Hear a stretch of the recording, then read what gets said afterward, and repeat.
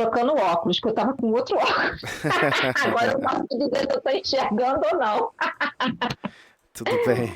Eu Tô tentei sim. botar aqui o máximo tamanho da Eu letra. ia falar, na vez de eu ligar o microfone, eu desliguei. Pode falar, André. Mas isso não significa que o nascer no mesmo dia que o outro, vocês sejam amigos, tenham muita afinidade, né? Não, né, justamente, não quer dizer nada. Afinidade é uma construção, né? Claro que tem casos especiais, irmãos gêmeos, né? Há uma obrigatoriedade ali para nascerem juntos, um está apoiando o outro, né? Mas do ponto de vista de projeto reencarnatório, projeto como um todo, o restante do projeto é muito mais complexo de se estabilizar do que a primeira parte, né? Meu Mas, irmão nasceu no mesmo dia que a minha mãe faz aniversário. Aí ele vive dizendo que ele é o presente da minha mãe, mas eu tenho certeza que eu é que sou o presente da minha mãe. Ai, meu Deus. exatamente, é assim que se fala. Ai, Gostei, adorei. gostei. É isso aí. Então vamos Ai, lá, gente. Paloma, fica à vontade. Na sequência faz a Faz a prece. prece Faz a prece na em sequência. seguida? Em seguida, sim. Tá bom. Porque olha só, para mim não aparece o autor, tá? Aqui, tá em cima. Pode falar. Ah, Alberto perfeito. de Oliveira. Alberto de Oliveira. Tá ótimo.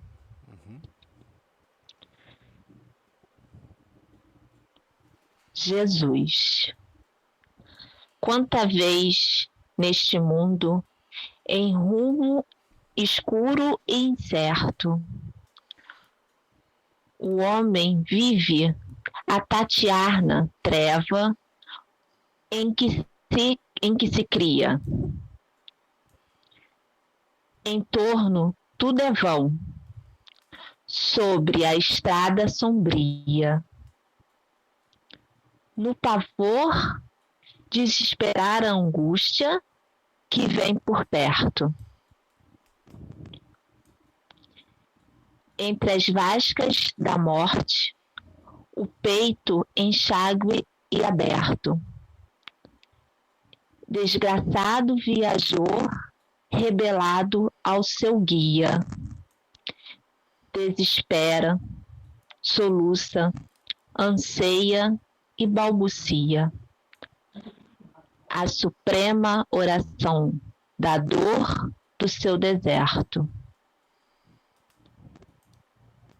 Nessa grande amargura, a alma pobre, entre escombros, sente o mestre do amor que lhe mostra nos ombros a grandeza da cruz que ilumina e socorre. Do mundo é a escuridão que sepulta e quimera.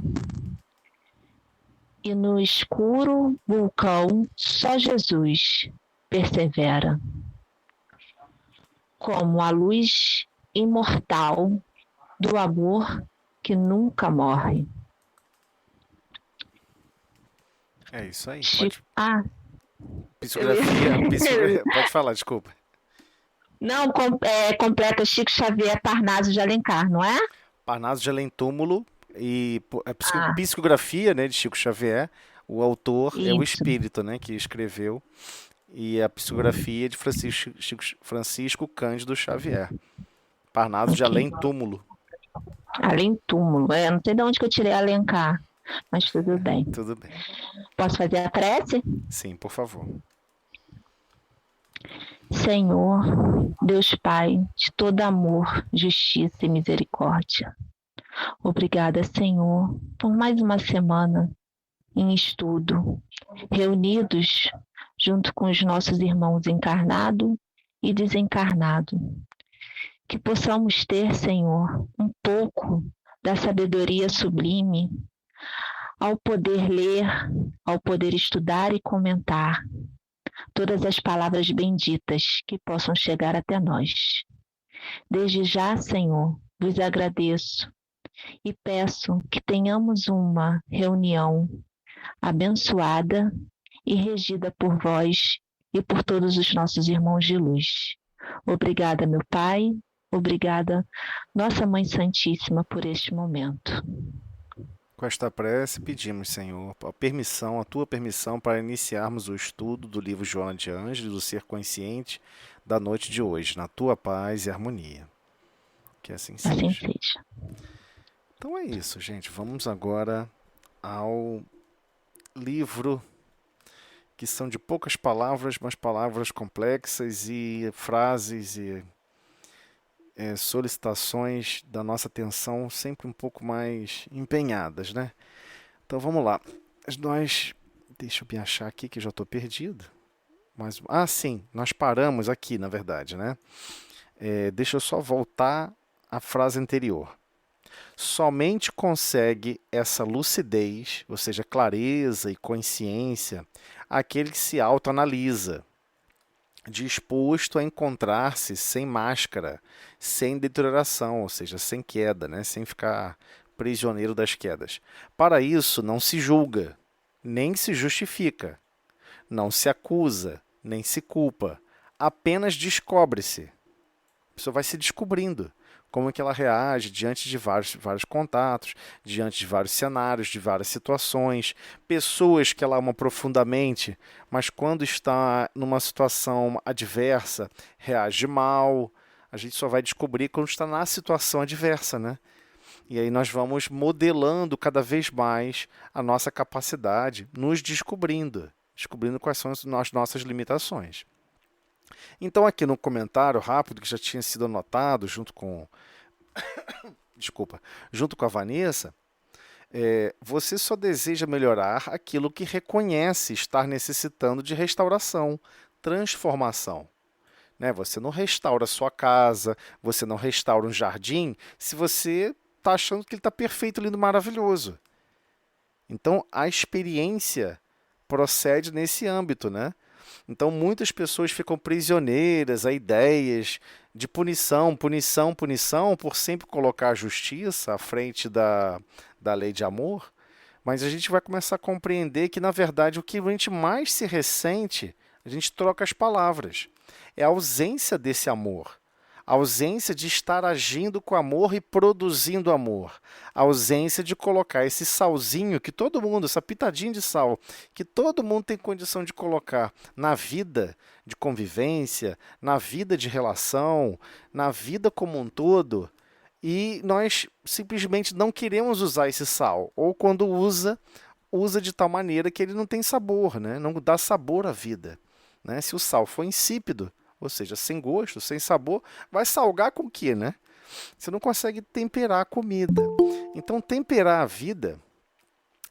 vida com o coração realmente empenhado em exercer o que cada um temos que exercer, é um dinamismo difícil, porque você vai ter que se descobrir o que está freando você, o que está te atrasando, te atrapalhando. Mas não no sentido de se autoacusar e ficar se autoculpando, se chicoteando, não é isso. É no sentido de perceber, essa forma como eu estou, né, imaginando, talvez não seja assim. Esse cenário que eu analisei de convivência, que teve um arranca-rabo danado, talvez eu é que estava com um sentimento estranho. Talvez não tivesse a total propriedade, a total percepção coerente de como tudo deveria se organizar e se harmonizar. E aí você só consegue realmente melhorar e se descobrir se você conseguir mensurar, medir tudo o que acontece no dia a dia. Tudo o que acontece na sua vida. Você está sentindo a vida com alegria e com a verdadeiro reconhecimento da importância que a vida, animando um corpo físico, né, esse uniforme de trabalho, animando esse corpo físico, a importância que ele tem, você está reconhecendo essa importância? Não, eu vivo cansado, eu vivo exaurido, eu vivo chateado. Aí você tem que começar a estudar e descobrir o que está te exaurindo. O que está te chateando tão profundamente? Então, descobrir-se não é tão simples, né? Se autodescobrir, se autoperceber, não é uma coisa tão simples, tão fácil. A gente gosta muito que alguém diga para a gente o que fazer. né? Porque, de certa forma, olha só o que acontece com a nossa encarnação aqui na Terra. Alguém fica dizendo o que você é para fazer até os quase 18 anos. Dependendo, até continua querendo dizer. Por mais 10, 20, 30 anos. Ainda tem gente que dá aquela desculpa. Ah, não, o filho é para sempre. Sim, mas o sentimento de amor, né? Não o sentimento de condução. O sentimento de condução é alejar e destruir e desconstruir aquela consciência. A gente vai passar por vários desses momentos nesse livro. Esse livro narra detalhes sobre a infância. Narra detalhes sobre a complexidade que é educar um espírita. Para ser combativo, mas não para combater os outros, tá? Para ser combativo com relação às suas próprias fraquezas, suas próprias deficiências. Como que se arranca um espírito que teve que bypassar novamente pela infância? Como é que se arranca a infância dele? Não é uma coisa trivial, não é uma coisa simples. A gente não lembra mais como foi a nossa. Ou lembra por algum trauma, por outros problemas que nos deram susto, mas você não lembra do processo como um todo, né? Então, existem muitos adultos que sentem a vida um pouco vazia porque não tem ninguém dizendo o que é para ele fazer e no final ele ganha um pirulito, no final ele ganha um prêmio, no final ele ganha alguma coisa, um bastão, né? Aí perde isso, vai para a vida adulta, não existe esse auto-engendrar, né? Essa alta injeção de ânimo por um resultado imediato. Não tem um resultado imediato com um tapinha nas costas, não tem um parabéns. Aí a pessoa, em algumas semanas de vida de adulto, começa a se sentir desvalorizada, desmotivada. Então, Joana vai falar disso também nesse livro, né? Que são abismos que nossa consciência gosta de mergulhar e se esconder e fugir. Não, os pais, eles estão ali na função, basicamente, de amigos conselheiros. Conselheiros. Não passa disso. Não, mas dizem por aí na sociedade que os filhos são reflexo dos pais. Não, os filhos são reflexos dos pais à medida em que os pais se empenharam na convivência. Mas é uma fração pequena. Essa é uma fração pequena. E Joana vai tratar sobre isso, tá ok? Então, por que a gente ficou dando volta aqui a beça nesse parágrafo? Porque ela fala de um detalhe que é difícil a gente perceber, né? Ela fala que somente consegue essa lucidez, né, aquele que se autoanalisa, dispondo a encontrar-se sem máscara, ou seja, sem ficar de fingimento, sem ficar imaginando estereótipos, né? Eu tenho que ser a mãe perfeita. Eu tenho que ser o filho perfeito. Eu tenho que ser a filha perfeita. Estereótipos sociais que não são necessariamente o estereótipo daquele espírito que já ama, que já perdoa, que já alcançou uma grandeza moral. Não é essa máscara que ele está falando. Ele está falando das estruturas mentais que nós criamos para fugir de ficar se questionando, para fugir de ficar melhorando no dia seguinte o que não foi capaz de cumprir nesse dia. Nossa, não é que eu não tratei com carinho o meu filho ou minha filha, o meu marido ou minha esposa? Nossa, não é que eu não fiz nada de doação assim, de carinho, de empenho, de esforço a mais no dia anterior do que nesse dia? Você começa a perceber como que você age e reage. Pô, queria tanto que alguém fizesse isso por mim, então deixa eu fazer isso por fulano, deixa eu fazer isso por Beltrana. A pessoa está se descobrindo que ela tem o potencial de agir e, por vezes, escolhe não agir. E esse escolher não agir, ok? Não é para se acusar nem se culpar, ok? Mas esse escolher não se agir tem um aspecto mais profundo que a gente tentou conversar semana passada, e esse é bem profundo, porque ele se remete lá no Livro dos Espíritos, né? Então, a gente fechando aqui a conversação. Sim, temos que conseguir medir, mensurar como que a nossa consciência funciona. Só conseguimos melhorar aquilo que conseguimos medir, né? A vida é assim, né? Ah, eu vou melhorar a forma que eu limpo o chão. Ué, mas você sabe o quão sujo ele estava? Você mediu, fez uma escala, ele estava do muito sujo, do absurdamente sujo, que é 100% sujo. Ele estava, sei lá, depois que eu limpei, ainda ficou 35% de resíduo, que eu percebi que não limpei perfeito. Ué, minha meta é chegar em 10%. Eu tenho que reduzir ainda mais eu tenho que melhorar. Aí quando você vai, pega a vassoura de pelo. Ela tá toda suja por baixo. Puxa vida, não é que eu usei a vassoura suja? Aí pega o pano de chão. Tava meio sujo, né? Todo mundo que limpa o chão sabe disso, né? O pano de chão, quando está sujo, você usa esse pano, mesmo usando produtos químicos novos, os produtos químicos começam a reagir com os subprodutos que já estavam ali armazenados e começa a reagir quimicamente. E não vai deixar um cheiro agradável, muito menos vai tirar as sujeiras como deveria e como poderia tirar na sua eficiência máxima daquele composto químico. Aí vocês vão pensar assim, pô, mas quem limpa o chão pensando isso o tempo todo? Todo mundo deveria pensar isso o tempo todo quando vai limpar o chão, né? Se o pano de chão está sujo, não usa. Pega um outro. Ou então lava muito bem lavado esse, bota de molho. Dá um jeito, pedala. É esse o grande drama da vida. Ah, mas o que isso tem a ver com o dia a dia da minha vida? Tem tudo a ver. Se o receptáculo, se a sua consciência, ela está cheia de incongruências, cheia de coisas grudadas, ideias fixas, sentimentos incongruentes com seus ideais, né? Você quer amar o próximo, você quer servir, você quer amparar, mas está cheio de sentimentos mais rebeldes. Ah, fulano não. Ah, Beltrano não tem como, né? A pessoa é insuportável. E assim vai, a pessoa vai criando e não percebe por que ela classifica aquela pessoa como insuportável. Por que será que classifica? Existe algum nódulo, alguma coisa ali, alguma gosma na nossa consciência que não suporta aquela outra pessoa daquele jeito. E você tem que olhar esse pano sujo da consciência que você está usando todo dia para trabalhar e entender, pô, isso aqui não.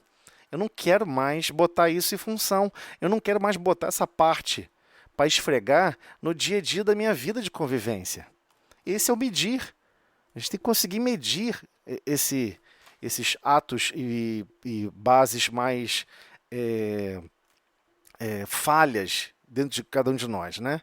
Então, sem dimensionar coerentemente as falhas, as incoerências, nesse sentido, nesses exemplos que a gente conversou, fica impossível transformá-las. Eis a etapa de descobrir-se, geralmente se experimentando em condições adversas, revendo como reagimos à essência da reencarnação. Só que tem um outro aspecto da reencarnação que está no Livro dos Espíritos, a gente não percebe que está lá, né? Porque a gente fica imaginando assim, tá bom, quando eu for um paninho 100% puro, quando eu for um paninho 100% maravilhoso, quando eu alcançar um certo nível de evolução, eu vou começar a servir a Deus. Todo mundo acredita nessa ideia fantasiosa, achando que Deus já não percebe que você já tem pitadinhas de potenciais no seu coração, que você pode começar a operar. Quando ele fala na pergunta, quando Kardec perguntou na pergunta 132 do Livro dos Espíritos, qual o objetivo da encarnação dos espíritos, e observou que a resposta veio dupla, é um susto, né? A gente só lembra da primeira resposta. Deus lhe impõe a encarnação com o fim, né? Com a finalidade de fazê-lo chegar à perfeição. Para uns, expiação, para outros, missão. Conversamos sobre isso na reunião passada. Mas, para alcançarem essa perfeição, tem que sofrer todas as vicissitudes, todas as dificuldades, né, que a própria existência corporal impõe. Nisso é que está a expiação. Ok, já explicou a expiação. Visa ainda outro fim. Aí ferrou. Tem um segundo fim, tem uma segunda finalidade. A encarnação. O de pôr o espírito em condições de suportar a parte que lhe toca na obra da criação. Perceberam? A parte que lhe toca na obra da criação. Ah, então quer dizer que tem uma parte que eu tenho que cumprir? Então Deus não fica esperando eu virar um espírito perfeito, virar um espírito bem-aventurado, virar um espírito bondoso para começar a servi-lo, para começar a servir na criação divina? Não! Não! Ele já estrutura. Toda encarnação é planejada e estruturada para você se empenhar no bem, no amor, na verdade, na renúncia, na estruturação de todos que estão à sua volta, no modo sacrificial. Mas cada um vai conseguir fazer do seu jeito. Só que você toma um susto. Ué, então quer dizer que ele não espera eu ser perfeito, não, para começar a servir? Não, porque eu achei que é Deus, né? Então só pode servir a Deus quem for perfeito. Não é assim que Deus funciona. Não é. Quem criou isso na sua cabeça, sabe lá de onde criamos isso. Essa é uma desconstrução importante que temos que fazer, senão nós não vamos entender o resto do livro. Deus nos conclama para o bem, para o amor, para a verdade, ininterruptamente. Ah, mas eu não sei ainda direito. Não tem problema. Você só vai conseguir fazer aquilo que você consegue fazer. Mas não tem problema. Mas ele vai colocar situações no seu destino para você, né, para você ajudar a suportar, a apoiar. Ele não falou para você fazer com perfeição. Perceberam a frase? O de pôr o espírito em condições de suportar a parte que ele toca na obra da criação. Suportar a parte, dar suporte para. Então você começa dando suporte, você não está 100% consciente do todo. Você não está 100% consciente da importância de guiar os sentimentos de uma criança, guiar os sentimentos e o esforço para se tornar um adulto, para se tornar um espírito cada vez mais capaz, mais eficaz em exercer a vontade do Pai e não a nossa. Então, todo um aspecto complexo que a gente sabe que Deus planeja esses encontros com objetivos maiores. E, por vezes, a gente não tem capacidade de executá-los em perfeição. Mas Ele sabe disso, porque Ele está jogando, Ele já deixou claro qual é o objetivo da encarnação. Qual é a finalidade? Fazê-lo chegar à perfeição. Ué, se é para chegar à perfeição, não pode esperar não, Deus, eu ficar perfeito para depois começar a colaborar com a criação? Muitos pensam assim até hoje. E o pior, muitos pensam assim há séculos, há milênios, há milhares de anos, reencarnam em tudo quanto é tipo de experiência, em tudo quanto é tipo de país, em tudo quanto é tipo de cultura e continua pensando do mesmo jeito. Não, quem sou eu? Eu não sou a pessoa perfeita. Vai criando um monte de desculpas para não servir. É essa a verdade. E é isso que ela vai falar no livro. Você tem consciência de si mesmo, você sabe dos seus problemas, sabe dos seus defeitos, mas você não quer se esforçar em nada, em se empenhar em nada para terceiros, dando desculpa que não é perfeita. Ah, já que eu não sou perfeito, né? Eu não posso ajudar. Tem uma historinha, eu vou falar rapidamente a moral da história, no livro Jesus no Lar, onde existia uma pessoa que tinha muita facilidade de falar sobre Deus, era muito intuído para falar, para trazer a mensagem de Deus aos corações mais necessitados da terra. Mas ele começou a se sentir triste, cansado, frustrado, e sempre ele andava com um jumentinho carregando remédios. E ele ia para diversos lugares levando remédios. E chegava lá, as pessoas conversavam com ele, observavam como ele falava e, por vezes, solicitavam dele palavras mais específicas, de assuntos específicos. Mas ele se achava tão incapaz, tão imperfeito, ele não podia ajudar. Quem é ele para poder ajudar? Porque o espírito desencarnado usa isso aos montes, para nos desestimular a estarmos operosos uns para com os outros. Então, uma certa noite, ele sai do corpo físico, pelo fenômeno chamado sono, e vai ter com um anjo, ou seja, um espírito de maior grandeza. E o espírito explica: meu amigo, eu entendo que você está receoso, todo preocupado e zeloso pela forma como você tem que agir, mas eu te pergunto, esse burro que carrega o remédio todos os dias com você, levando remédios, medicações, coisas para aldeias distantes, quantas vezes ele deu coice por motivo nenhum nas pessoas e em você também? Não sei, inúmeras vezes, umas 30, não sei. Quantas vezes ele relinchou, fazendo aquele barulho forte, né, que está desagradado, ele relinchou quando você colocou ele na estrabaria? Ah, não sei, sei lá, umas centenas, não sei, não fiquei contando. Quantas vezes aconteceu isso? Quantas vezes aconteceu aquilo? E ele foi falando, quantas vezes ele tentou fugir, quantas vezes ele quase te jogou no chão. Aí ele vai cansando, né? Aí o espírito pega e explica para ele: Pois bem, mas ele tem que ser preservado. Ele é um burro teimoso, danadinho, mas ele está cumprindo uma função importantíssima, que é carregar os remédios. Se não fosse por ele, os remédios não chegariam onde deveriam chegar. E aí, aí ele entende que ele está sendo colocado na personalidade do burro. O burro está cumprindo uma missão importantíssima. Sem ele, você não conseguiria levar os remédios. Então, o pouquinho que você consegue levar está excelente, é o que você pode. Já está bom, toca o barco. Mas não para. Não para o barco. Ah, mas eu não tenho capacidade disso, não tenho capacidade daquilo outro. Faz o que dá para fazer. Coloque o seu coração à prova. Coloque a boa vontade para operar. Opera com o que tem. Por quê? Porque é isso que Deus faz. Deus coloca a cada um de nós meios de suportar a parte que nos cabe na criação. Ah, mas como assim? Como é que eu vou descobrir qual a parte que me cabe na criação? O que tiver disponível para fazer, faça, sem desculpismo. Ampara, socorra, ajuda. Ah, mas eu não sei sobre isso aqui, não sei fazer. Aprende. Ah, mas eu não sei aquilo outro. Dá o seu jeito, pedala, tenta, se esforça. Talvez você consiga, talvez não. Mas se você não tentar, como é que você vai ter certeza? Né? É muito difícil, por exemplo, ensinar alguém a nadar.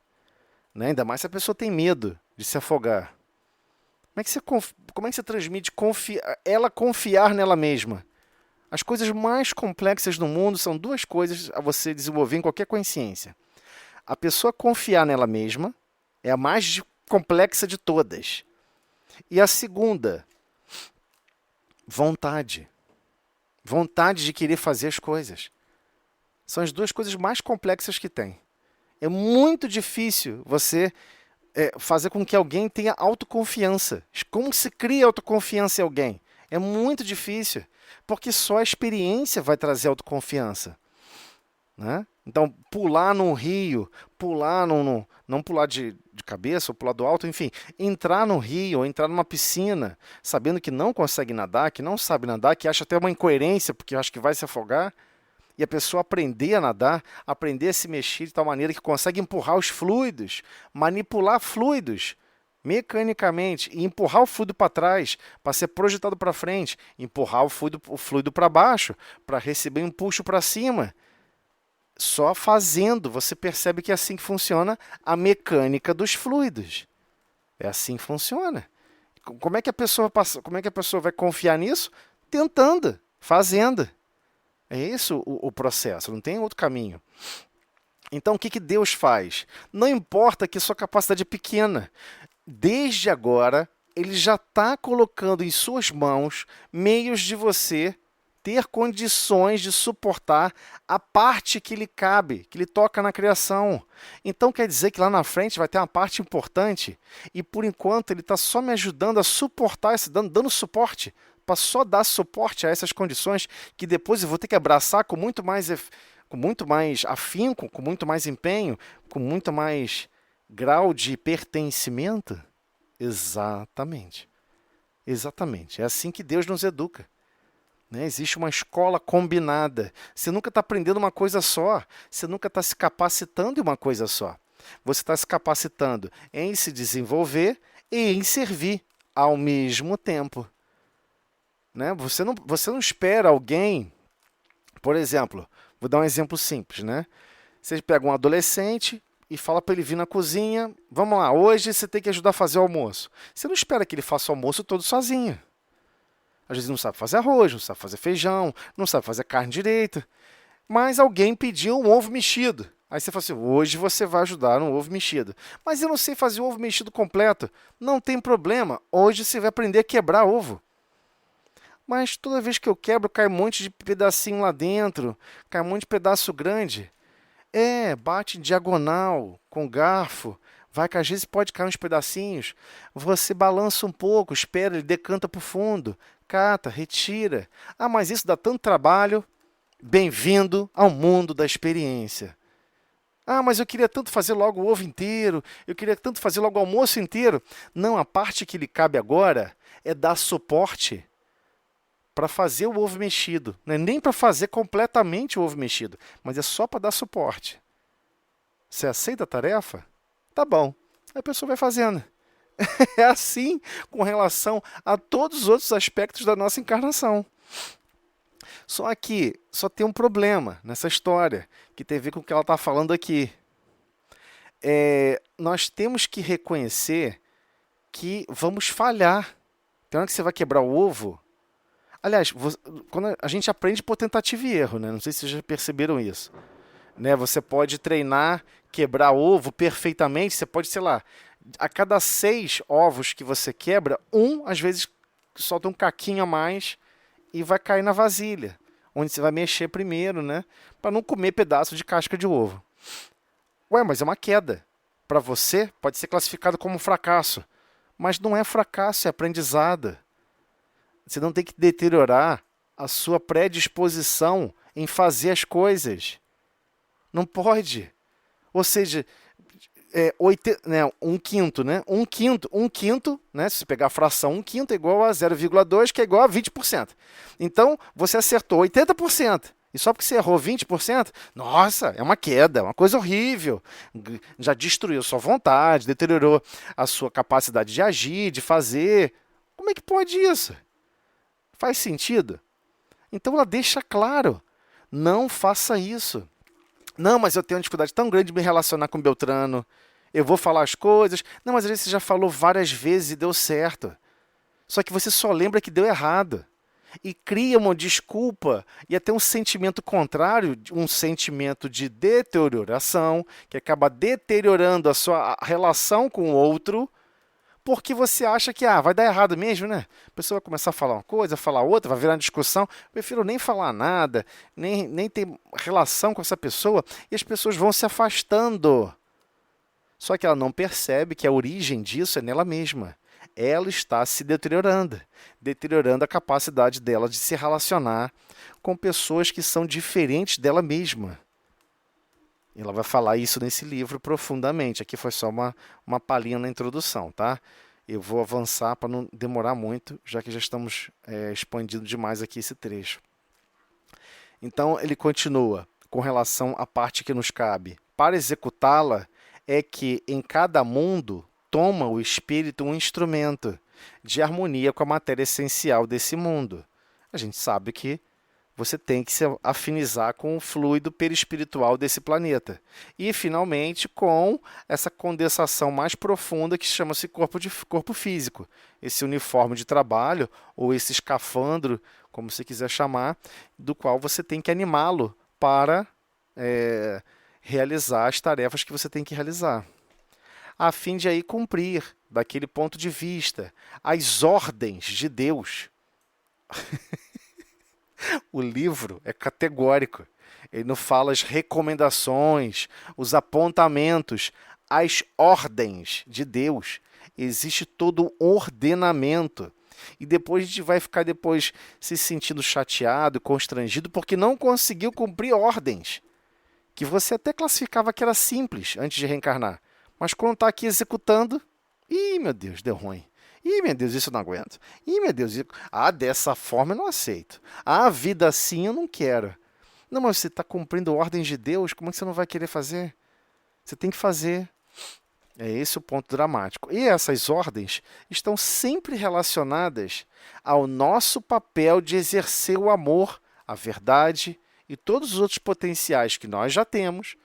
Mas é só um pouquinho, um grãozinho são grãozinhos de sal, que não tem nada a ver com essa massa toda. Sim, mas é esse grãozinho de sal que ele quer que... a ordem é essa. Exerça esse grãozinho, essa pitada. Exerça a pitada de sal que o seu coração já tem capacidade de exercer. Faça agora. Se empenha. Essa é a ordem. Ele não está pedindo para você mudar tudo, não. Transformar tudo de uma hora para outra. Ele está pedindo a sua contribuição do grãozinho de sal, que é o seu coração. É assim que, concorrendo, ou seja, contribuindo aqui no sentido de contribuir, tá? É assim que, concorrendo, ou seja, contribuindo para a obra geral, ele próprio se adianta. você acaba se adiantando, avançando mais rápido, porque está contribuindo para a obra geral. Você já está se harmonizando com outras consciências, você já está desenvolvendo objetivos divinos sem saber. Sem saber. Você não faz isso também com seus filhos? Né? Você pede para ele estudar, para ele se empenhar, porque lá na frente ele tem que atingir tal nível, alcançar tal recurso, atingir tal objetivo, mas você não sabe qual é. Mas você vai querer desejoso ou desejosa do melhor para com a criança, você vai incentivando ela. Fica até tarde explicando o dever. Se você não sabe, você corre na internet, aprende, pega, explica. Você dá seu jeito, pula, se vira e vai se esforçando.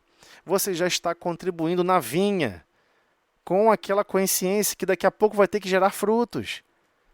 E às vezes você não vai nem ver essa consciência, ou digo conviver diretamente, vendo essa consciência gerando frutos, mas você pôde participar de propagar a seiva do Cristo para aquela próxima consciência, para que lá na frente ela produza os frutos que Deus ordena que ela produza.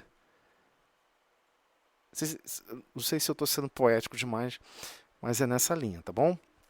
Então, a ação dos seres corpóreos é necessário à marcha do universo. Não despreze o corpo físico, não despreze as atividades no corpo físico. Está aqui. Está em Kardec, resposta do livro dos Espíritos, o Espírito da Verdade respondendo diretamente a Kardec. A ação dos seres corpóreos é necessário para a marcha do universo. Deus, porém, na sua sabedoria, quis que nessa mesma ação eles se encontrassem um meio de progredir e de aproximar-se dele. Como é que você aproximar-se do Pai? Exercendo a vontade de Deus. Não é isso que Jesus nos convida? Vinde a mim, todos vós que estáis cansados e sobrecarregados. Cansado de quê? Cansado de errar, caramba. Cansado de ficar tentativa e erro e dar mais errado do que certo. Vinde a mim, todos vós que estáis cansados e sobrecarregados. Tomai sobre vós o meu jugo, essa trave de madeira, de carro de bois. E aprendei de mim, que sou manso e humilde de coração, porque é Deus que está pilotando o carro de bois. E ele está falando, cola aqui do meu lado e caminha do meu lado. Eu, que sou um boizinho mais experiente, vou guiar você. Olha a condição humilde que ele se coloca para nos ensinar. É impressionante. Desse modo, por uma admirável lei da providência, tudo se encadeia, tudo é solidário na natureza, tudo sem exceção. Ok? Por isso a beleza tão profunda da criação divina é tão incrível. Então, sim, temos que tomar muito cuidado com essa expressão aqui, ó. À medida que nós vamos nos deteriorando. Eu acho que eu caí nisso, eu não consigo mais. A pessoa cria um dramalhão danado, né? Vai virar 10 livros, vai virar 30 filmes, contando um drama atrás do outro. Quem disse que era para você ficar prisioneiro a 5, 10, 15, 20% de situações que realmente deu fracasso, deu ruim. Era para você ficar focado nos outros 80%, que está melhorando. E mesmo que fosse o contrário, 80% dando certo, 20% dando correta, vai crescendo esses 20%. Como fermento. Você bota um pouquinho de fermento, ele leveda a massa toda. Ela não age somente em um único ponto. Né? Ok? Vamos parar aqui um pouquinho. Vocês querem falar alguma coisa? Eu estou falando direto sem parar. Às vezes eu nem sei se vocês estão aí ainda. Vocês querem falar alguma coisa? Estamos ouvindo. Tá bom, tá ok. Gente, alguém quer perguntar alguma coisa? Não concordo com isso não. Que doideira. Alguém? Luciene? Eu tô adorando essa doideira. André? Oi? Oi? Pode falar, Andréia. Eu tô adorando essa doideira. Pois é, porque assim, o Livro dos Espíritos é uma obra muito complexa, né? Grandiosa. Pode falar, Luciene.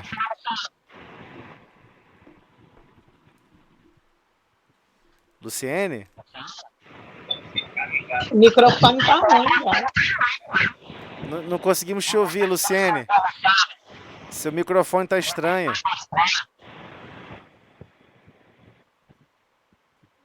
Luciene? Tá ruim o microfone. Não conseguimos te ouvir, Luciene. Vou desativar seu som aqui para poder continuar. Bem, gente, mais alguém? Não? Então vamos avançar, tá? Só queria reforçar isso porque a ideia é que a gente avance a obra inteira trazendo os apontamentos lá do Livro dos Espíritos. E a gente toma um susto. Não, mas eu já li tantas vezes o Livro dos Espíritos, não imaginava que fosse encontrar isso. Achava que isso nem estava escrito lá. Sim, a gente vai se descobrindo assim, né? Pode falar, Vanessa. Vamos lá. Desculpa que eu fui ver, porque tá um cheiro de queimado onde eu tô. Enfim, mas não é nada não. Essa frase é muito importante para a gente, né? Da gente entender que a gente faz um. Não, lá da parte dos espíritos que você está trabalhando. Porque realmente eu nunca tinha percebido que a gente tem uma parte importante na criação. Né? Porque a gente acha que a gente só erra e tem que. Só foca na perfeição. Mas esquece da parte de que a gente também tem que auxiliar. E a gente auxiliando, a gente acaba melhorando, se aperfeiçoando. E aí eu lembrei que no livro Consolador tem uma pergunta que eles fazem, que fazem para Emmanuel, né? De que se a gente deve se esforçar. Como é que é a pergunta? É assim, que se a gente deve fazer o máximo, não é o máximo, se a gente. Deixa eu pegar aqui, que está aqui bem. Deve o crente criar imposições absolutas para si mesmo, no sentido de alcançar mais depressa a perfeição espiritual? Aí ele vem dizendo que a gente deve se esforçar, mas não ter a pretensão de que a gente vai conseguir tudo em uma encarnação só. Que a gente tem que efetuar prece e vigilância. E a prece é o trabalho no bem. E a vigilância é a gente tentar não errar mais. Então, se a gente se focar nisso, muitas coisas a gente vai conseguir mais rápido, né? Se a gente tiver aquela sensação de que, poxa, eu fiz o máximo que eu pude hoje. Ainda não tá bom, mas na próxima vai ser melhor. A gente não vai ficar se culpando tanto e ficar preso nesse ciclo vicioso, né, de que encarna e continua errando, e aí se culpa e continua errando. Não, a gente vai fazendo um pouquinho de cada vez. Você lembra qual é a pergunta? Você lembra qual é a pergunta? O número da pergunta? Eu li. Foi a que eu li.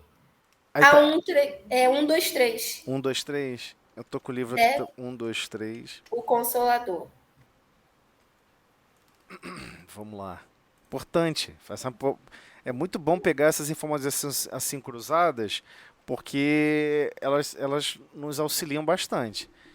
Então, posso ler a pergunta? Pode? Aí você lê a resposta.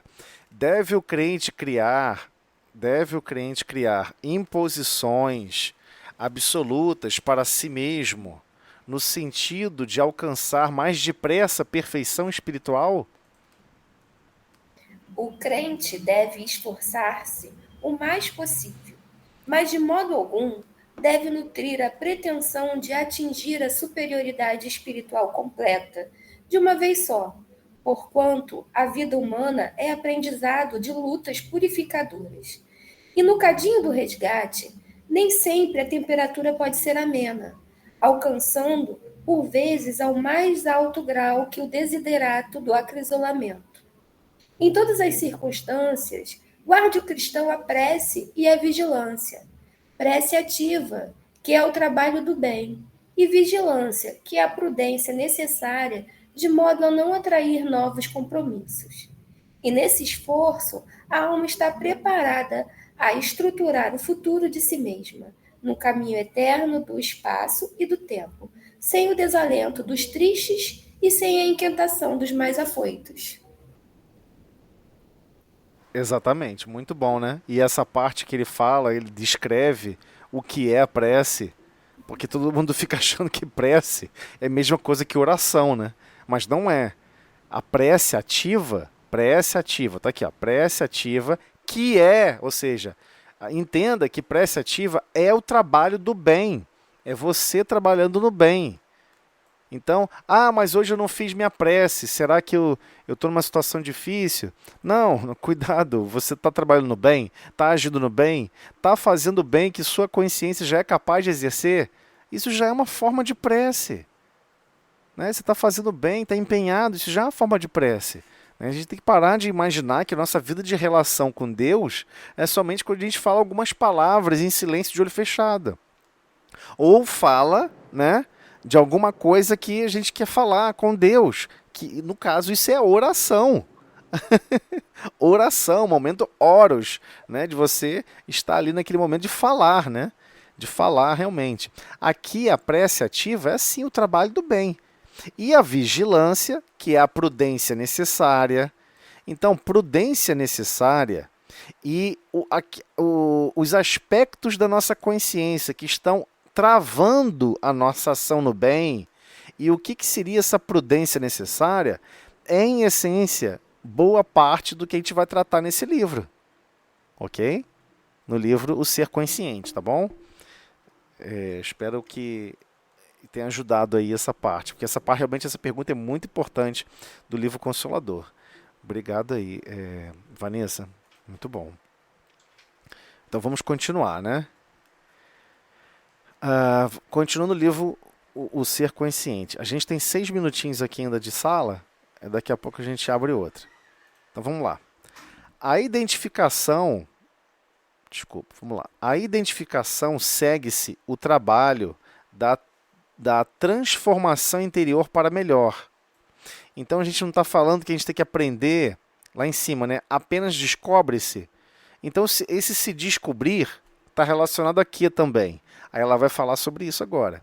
Essa identificação segue-se o trabalho da transformação, ou seja, na sequência, né? Segue-se nesse sentido, dar seguimento. Qual seria o passo seguinte? Ao perceber, identificar alguma coisa que a gente tem que transformar, alguma coisa que a gente identificou que não está legal. Né? A identificação segue-se o trabalho da transformação interior para melhor, utilizando-se dos instrumentos do auto-amor, da autoestima, da oração, que estimula a capacidade de discernimento, ou seja, de entendimento, discernir isso, né? Você conseguir diferenciar, né? Melhor compreender, melhor entender a si mesmo. Durante a oração, o momento que você fala com Deus, você está se ouvindo. Você está botando para fora aquilo que você tem até vergonha ou até medo de verbalizar. Mas como você está falando com Deus na oração, você coloca para fora. E você começa a se perceber, a se entender. Né? Essa capacidade aqui de discernimento não está relacionada à escolha. Está relacionado, por isso que eu botei aqui entre parênteses um sinônimo para ele.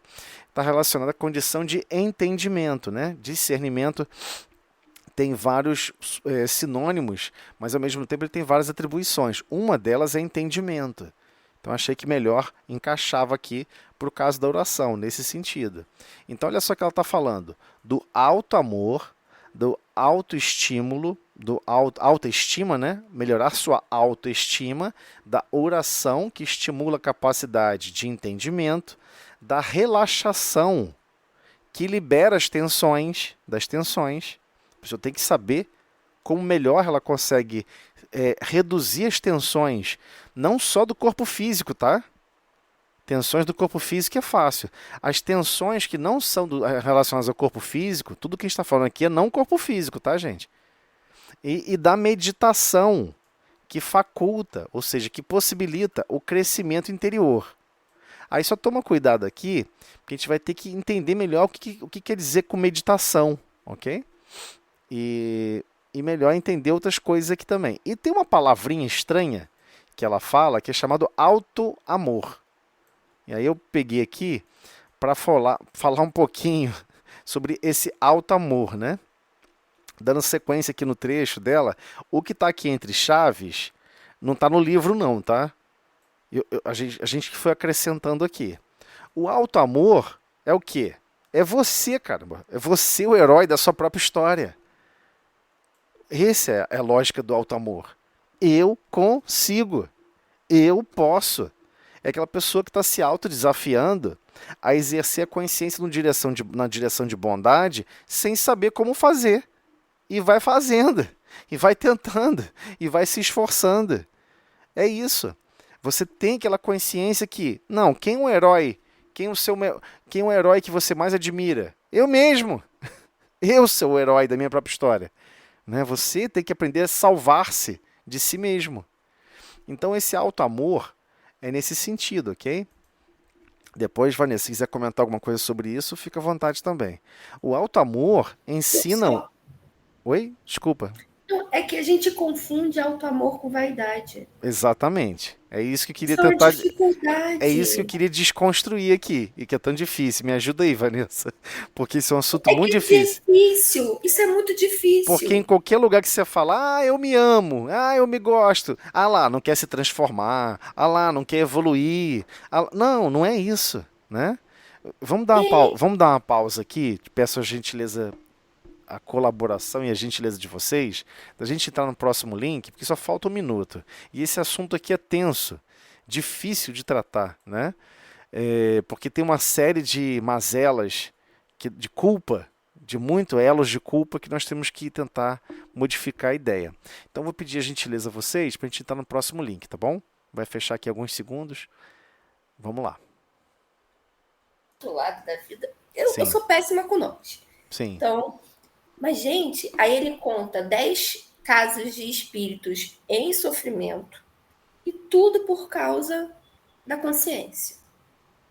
As pessoas já perdoaram, a situação já passou, tudo por culpa da consciência, que eles estão naquele sofrimento, não conseguem sair. Casos de mais de 30 anos de sofrimento. Aí depois vem o caso de espíritos em recuperação. Mesma coisa, assim. Todas as coisas que vem se falando é por conta da consciência culpada. De se sentir culpado que você deixou de fazer ou você fez errado. E aí vem falando sobre os espíritos, depois mais casos de espíritos dando instruções, né, pra gente. Mas, gente, a gente tem que parar com isso, da gente se culpar, da gente se penalizar. Errou, vamos botar a cabeça para cima e continuar a jornada. A gente está aqui para errar e acertar. A gente não pode ficar se culpando, tentar fazer o bem. Porque senão vai ser depois da gente desencarnar, vai ser pior. Não, exatamente. Então, assim, essa questão do alto amor é muito difícil de tratar, né? Aí, retomando a linha do pensamento, já estava conversando com a Vanessa sobre isso, porque a Joana trata de assuntos como se, assim, ela vai falar bastante sobre isso, como um conceito simples de entender, e não é. Porque, por exemplo, quando alguém fala... O que acontece? Dentro do ambiente religioso existe um problema grave. Existe aquela mácula, que inclusive tem até uma historinha linda no livro Jesus no Lar, que eu gosto muito. Depois eu vou compartilhar com vocês também no grupo, pra vocês ouvirem, em que ele fala assim, que existia um homem muito bondoso, muito empenhado, né? Um fariseu muito empenhado, bondoso, focado em agir no bem, e vivia...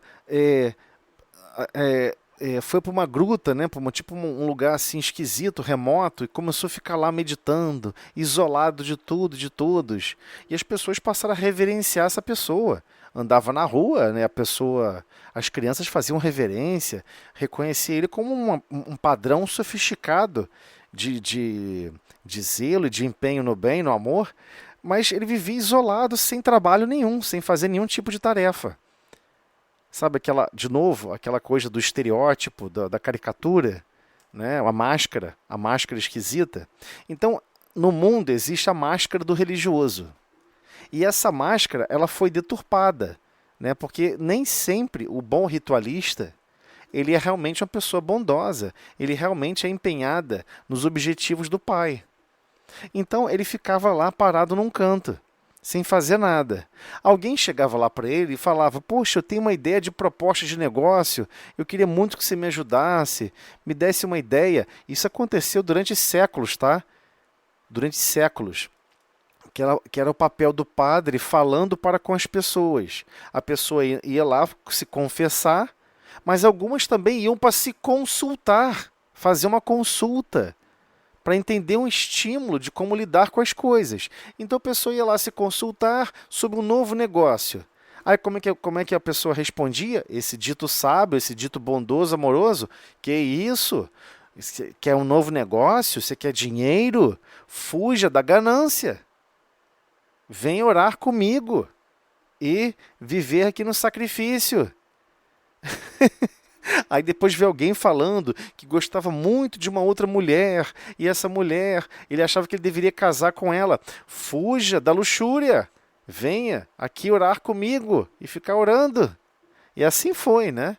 E assim foi. Foi. Até que chegou um ponto que ele foi e desencarnou. E aí a história deixa claro. Jesus contando para os discípulos, tá? Isso é uma história, Jesus contando para os discípulos. Eis que ele foi arrebatado para um lugar onde só existia assassinos. Onde só tinham assassinos.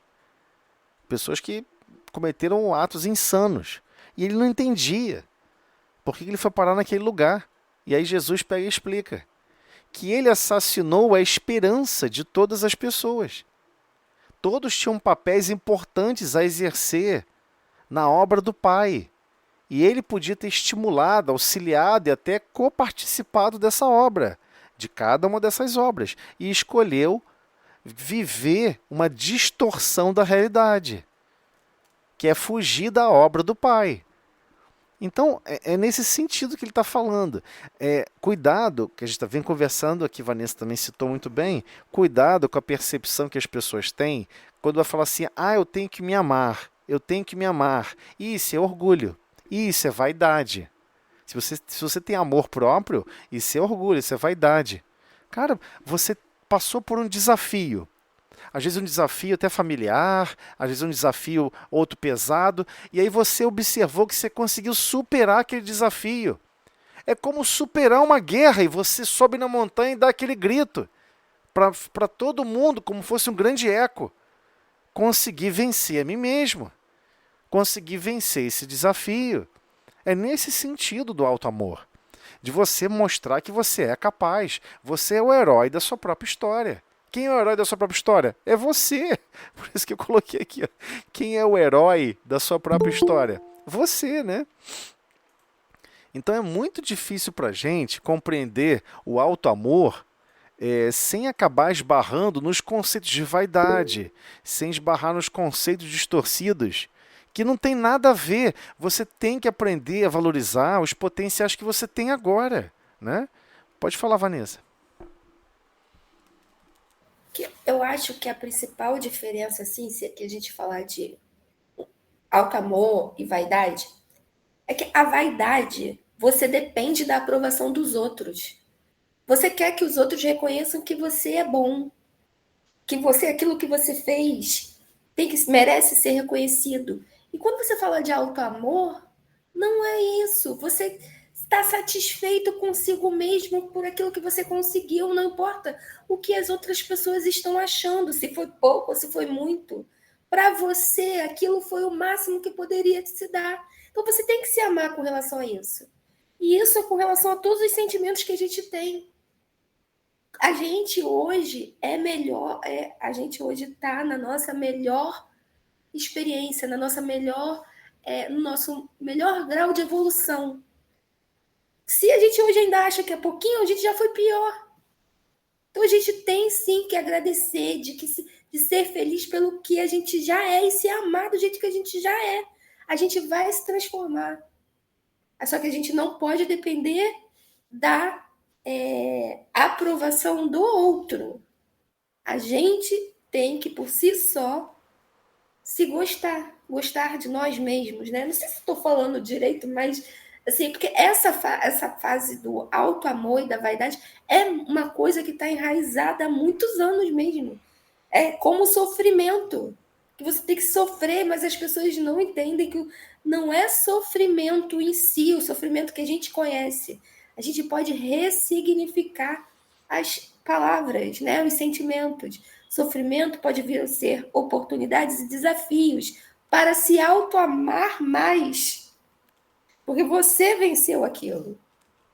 Era isso, Tozé. Não, mas é muito bom, é isso mesmo. Excelente. O gargalo todo, pegando o gancho no que Vanessa estava falando, vamos voltar a dar o exemplo das crianças, né? É muito difícil você consolidar na criança, como eu falei anteriormente, né? Ela ter vontade de fazer alguma coisa, isso é muito difícil. Você não tem como entrar dentro da pessoa e fazer a pessoa ter vontade. Isso é impossível. Senão, tudo já estava resolvido, Jesus já tinha feito isso tudo, o trabalho estava resolvido. Não é assim que funciona. Então, vontade, que é um segundo estágio complexo do nosso desenvolvimento, de dinâmica, né? É muito difícil de desenvolver vontade, de fazer as coisas. Às vezes, mesmo recebendo bastante, tá? Mesmo recebendo um ótimo salário, é muito difícil. Existem N fatores que compõem a sua vontade. E você vai ter que descobrir quais são esses fatores que estão em você. Por isso que o livro fala que é o ser consciente. Mas tem o primeiro estágio, que é o mais complexo de todo, é a pessoa realmente ter essa capacidade de se auto-perceber em relação do que ela já é capaz de realizar. Ela já é capaz de fazer. Desenvolver realmente essa sensação, esse sentimento de completude em si mesma. É muito difícil desenvolver isso, né? E o ambiente religioso, de uma forma geral, as religiões gostam de classificar tudo como pecado, gostam de classificar tudo como errado, meio que vai desconstruindo os poucos grãozinhos de sal, né, que nós temos para salgar a vida. A gente tem que tomar muito cuidado, mas não é culpa explicitamente de ninguém, né? De uma religião ou de outra, de um padre ou de outro, não é isso que eu estou querendo dizer. É como nos manifestamos após alguém falar algo, como que a gente concorda com tanta facilidade de que, olha, isso é vaidade, hein? Olha, isso é orgulho, hein? Sim, mas eu, por enquanto, ainda convivo com esse nível de vaidade, com esse nível de orgulho. Mas eu estou me trabalhando, estou em progresso, eu estou avançando. E eu vou usar esses potenciais para dinamizar os recursos que eu tenho que dinamizar. Você, como por exemplo, aquele exemplo que nós contamos sobre uma pessoa, isso, se eu não me engano, está no livro Ação e Reação, agora eu não me recordo, que era uma pessoa um espírito que estava aqui na Terra, em que ele foi tomando as fazendas, os sítios de todo mundo. Foi tomando. E depois pegou e desencarnou, com aqueles latifúndios enormes. E ele foi leviano, né? Ele foi leviandade no sentido de descuido, né? Ele foi descuidoso, né? Achando que, vivenciando os imperativos das regras de convivência aqui da Terra, ele já estava atendendo os imperativos das regras de Deus.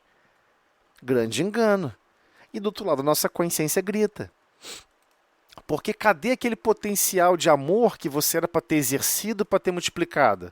Né? Você quer crescer uma musculatura no seu corpo, você tem que exercitar essa musculatura. Assim também o amor. Eu quero viver mais a atmosfera do amor. Então você tem que produzir amor. Onde você estiver. E você tinha esse potencial e você resolveu não usá-lo. Mas você tinha esse potencial, você podia ter trabalhado ele. Você tem esse potencial sempre. Então como é que Deus funcionou nesse caso? Ele planejou uma outra encarnação séculos depois que se instituiu uma república. Aí a pessoa entra como funcionário público numa repartição pública, onde ele começa a achar que é um absurdo esse latifúndio gigante. É um absurdo. Isso é coisa doida. Estou aqui investigando aqui o passado. Tomou fazenda, tomou isso, pagou uma ninharinha por aquilo, enganou Beltrano, enganou terceiros. Temos que fazer o possível para esse latifúndio voltar às mãos das pessoas. E ele luta ferrenhamente, mas ele não sabe. Ele não sabe que ele é que é o autor. Por isso o esquecimento do passado. tão brilhante, genial, que Deus nos proporciona. Ainda estamos num estágio muito infantil do alto amor. Nós não conseguiríamos exercer a função de restituir aqueles territórios, de reorganizar o que foi desorganizado, se soubéssemos que nós éramos o agente. Nós iríamos querer afundar a gente numa cabeça, num buraco, afundar nossa cabeça e se esconder. Então, Deus sempre está tentando preservar a nossa autoestima, o nosso alto amor, o nosso potencial. Porque se nós fôssemos viver o contraste imediato da verdade, a gente ia tomar um susto, a gente não ia suportar. Né? Então Deus vai fornecendo esses recursos. Mas o que foi importantíssimo e necessário?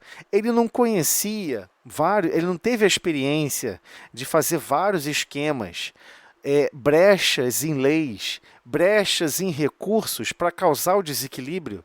Aquele conhecimento foi importantíssimo para quando ele for na posição de restituidor, relembrar alguns fragmentos do passado pelo processo de experiência, ou seja, aquilo que ele classificaria como algo muito ruim, como um resultado muito ruim, a experiência para exercer o ruim foi agora redirecionada para você gerar o bem.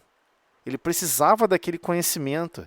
Ele tinha uma facilidade da outra encarnação incrível em ler sobre legislações e perceber com uma malícia incrível que aqui pode existir uma brecha, alguém pode cometer um engano aqui, proposital. Deixa eu ver que enganos cometeram. Mal sabia ele que estava investigando os próprios atos. E é uma beleza profunda, esses livros, né? Porque eles vão observando como que Deus vai protegendo esse alto amor, para a gente não desligar a nossa consciência, não desligar os nossos potenciais de amor. Você só ama se você reconhecer a frase que foi bem clara: amar o próximo como a si mesmo. Como é que você pode amar alguém se você não se ama? Mas não se ama em que sentido? Se você não consegue produzir bondade, produzir recursos bondosos e carinhosos para si mesmo, como é que você vai empenhar isso para alguém se você não sabe fazer nem para você mesmo? Então, o alto amor é um conceito complexo, e isso está em todas as obras de Joana, tá, gente? Vão ter outros conceitos que nós vamos conversar aqui, que vão em todas as obras de Joana, é impressionante. E ela fala como se todo mundo já soubesse. Não tem essa de ficar explicando muito, não. Ela já acha que todo mundo já entendeu. Quem tiver com livros na mão sabe que não tem essa frase aqui, ó. O herói da sua própria história, você. Sim, você tem reconstruído a sua própria história. Você tem reequilibrado a si mesmo. Você tem exercido vários potenciais que você, com certeza, não acreditaria que conseguiria executar. Ah, mas eu estou executando errando. Eu estou executando tropeçando. Bem-vindo ao planeta Terra. É por tentativa e erro. À medida que você vai ganhando mais consciência de você mesmo, deixa de ser um planeta de provas e expiações e passa a ser um planeta de regeneração. Você passa a querer regenerar o que você já consegue detectar com facilidade. Ok? Mas sim, é pelo potencial do alto amor, como ela explica. O alto amor ensina-o, ou seja, ensina cada um de nós a encontrar-se e desvela, ou seja, demonstra os potenciais de força íntima neles jacentes, estáveis. Então aí você observa depois pessoas falando assim: meu Deus do céu, eu nem acredito que eu tive forças para passar por essa situação tão difícil, tão não sei o que, tão calamitosa, tão isso, tão aquilo. A própria pessoa que está reencarnando reconhece que não sabe nem de onde veio essa força íntima para passar pelas dificuldades, para passar pelos dilemas da vida, que são às vezes necessários para o nosso aprimoramento, né? Encontra-se esse auto-amor, né, ensina-o, ou seja, ensina cada um de nós a nos encontrarmos e demonstra, esse auto-amor demonstra os potenciais de força íntima que cada um temos em nós, jacentes, ou seja, estáveis. Esse potencial já está dentro de você estável. Ele não está precisando ser, não, eu tenho que melhorar muito esse potencial, sabe? Sem esse potencial tá X, eu acho que deveria ser 1 milhão de vezes X. Não, esse X já faz muita coisa. Você que não sabe, você vai perceber. Então aqui um comentário, né? Que sabe renunciar e se sacrificar. A pessoa toma susto. Nossa, numa situação dessa, como é que eu pude renunciar e me sacrificar dessa maneira? Eu não esperava que eu fosse me empenhar tanto nessa direção. Não, mas eu não posso reconhecer isso porque isso é orgulho. Quem disse que orgulho é ruim? Da onde alguém inventou essa loucura? São as pessoas com o coração adoecido que inventaram isso. Essa historinha do Jesus no lar, vou colocar lá para vocês depois assistirem. Ouçam depois com calma. E você vai perceber que aquele coração adoecido tudo enxergava como contrariedade e fazia com que todas as pessoas deveriam viver segundo sua própria forma de enxergar a vida e sentir a vida. Então a gente tem que tomar muito cuidado com isso, né? Mas sim, são potenciais que já estão estáveis, consolidados em nós. É potencial seu, mérito seu, recurso que você angariou por várias encarnações, né? Aí bem, aqui em cima ela falou, né? A identificação segue-se o trabalho. E o trabalho da transformação interior para melhor utiliza-se dos instrumentos. Então ela explicou o primeiro instrumento. E ela vai depois expandir isso no livro. Quais são os instrumentos que a gente precisa usar para transformar aquilo que nós identificamos que precisa melhorar? Autoamor, ou seja, a sua experiência em todas as outras atividades de vida, você vai empenhar na direção agora, mudando a direção do vetor, né? Você já construiu a flecha, já construiu o arco, só precisa apontar para a direção certa. Mas o arco já funciona, você já aguenta puxar o arco, né? É nesse sentido que está falando. Já que você já desenvolveu o vetor, agora só precisa ajustar a direção e o sentido. Então o alto amor ele vai permitir isso. Você já constituiu o arco e a flecha dentro de você. A autoestima, ela vai falar da autoestima, da oração, que estimula a capacidade de entendimento, da relaxação e da meditação.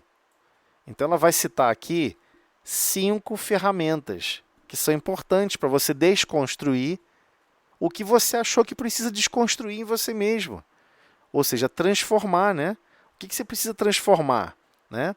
A pessoa vai descobrir-se, vai perceber o que precisa transformar e ela vai se munir de quê para transformar? Ah, eu sou impaciente. Ah, eu fico rancorosa. Ah, eu fico zangado. Ah, eu fico isso. Tá, mas como é que você desconstrói isso? Bem, aí ela diz que tem que usar esses instrumentos: alto amor, autoestima, oração, relaxação, meditação. Aí agora ela vai falar da autoestima. A autoestima leva-o à fraternidade, ao convívio saudável com o seu próximo, igualmente necessitado. Não precisa e nem fica se autoafirmando para o próximo. Apenas gera o seu melhor, sem se preocupar se será compreendido, percebido, amado ou odiado. Apenas segue sendo fraterno, de forma contínua e grau para além. Ou seja, esse grau que você vai se empenhando vai mudando. Nem eu lembrava que a gente tinha escrito isso. Tem coisa que a gente escreve e depois nem lembro que estava escrito aqui. Isso aqui é um comentário, tá, gente? Não está no livro. Então, como a Vanessa mesmo ponderou e comentou muito bem, a autoestima ela está relacionada a isso também. Né? Quando a gente estava conversando sobre o auto-amor, também tem a questão da autoestima. A sua autoestima é o seguinte: você não precisa que o outro te elogie, que o outro fale bem de você. Quando ela comentou sobre isso, ela estava falando sobre autoestima. É o fragmento, é a peça que fica faltando, que também ela vai explicar que também tem um pouco a ver também com a forma como nós fomos educados, né? Então você foi educado na infância a tudo ganha prêmio, tudo ganha não sei o quê, ganha elogio, ganha não sei o que lá. Ué, e depois você vai parar de exercer porque não está recebendo elogio. É isso, foi essa lógica que aquela alma passou a gerar, né? Só vai ser bondoso se receber um elogio. Só vai ser fraterno se receber um elogio. Não é isso, não foi por isso que você passou por essa experiência da infância. E também não estou explicando isso para que os pais não sejam fraternos e bondosos para com seus filhos, não é isso. Mas temos que treinar os estágios da consciência na infância. Não tem jeito. Infância até 12 anos, gente. 12 para frente acabou. Não tem mais infância, adolescência. Tecnicamente, essa conta está errada.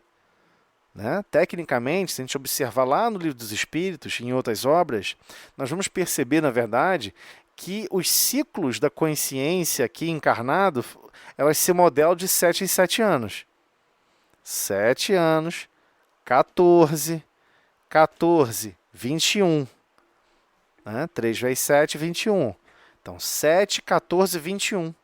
Não é com 18 não, que a pessoa vai realmente ter aquela percepção mais profunda de adulto. Não, deveria ser 21. Né? Alguns que já sofreram muito aqui na Terra, passaram por provações, privações, tinha que trabalhar desde cedo. Com 16 anos, parece um adulto que tem, 32. Tanta experiência que a pessoa passou. Mas não estamos comentando isso no sentido de agravar, dificultar de forma incoerente a encarnação de nenhum espírito que está sob nossa tutela. Só estou comentando que nós temos a obrigação moral para com Deus de exercer a vontade do Pai.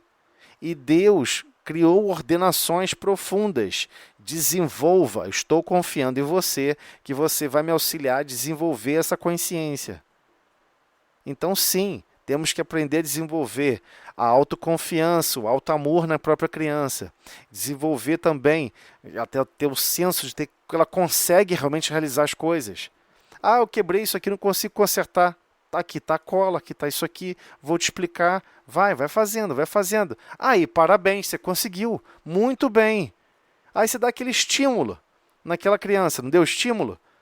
Mas depois ela precisa ter autoestímulo, senão você não vai conseguir ficar do lado dela para sempre.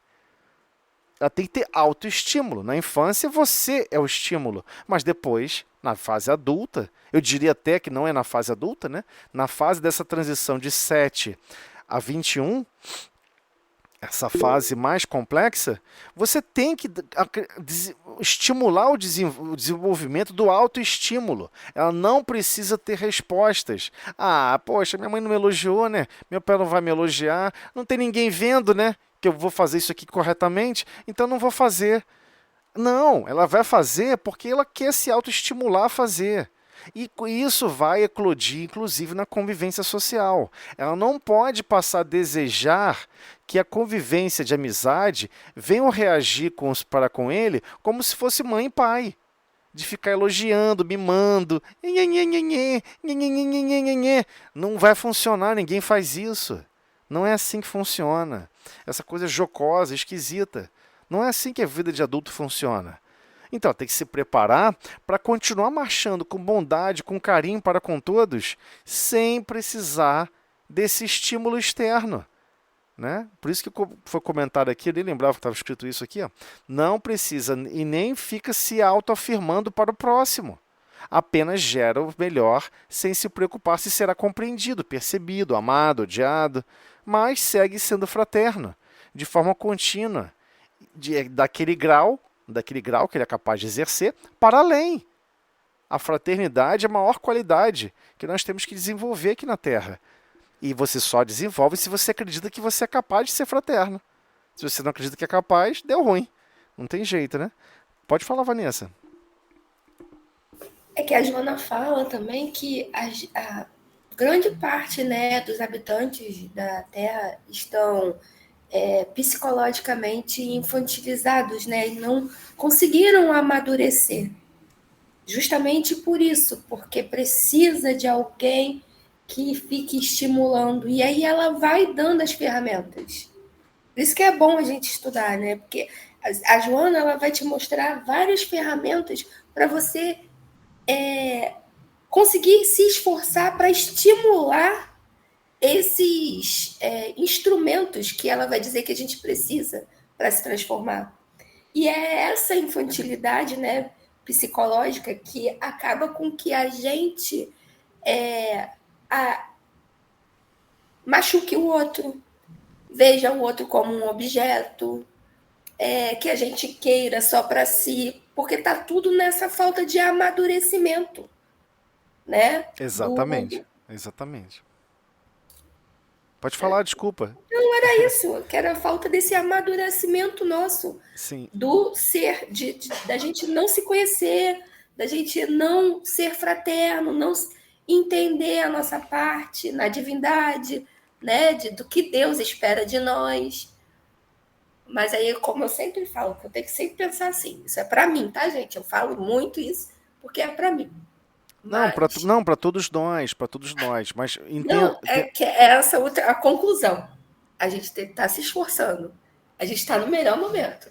Então eu falo muito isso para mim, porque é o que eu tenho tentado colocar dentro de mim, que eu me esforço, o que eu tenho feito hoje é o que eu posso nesse momento.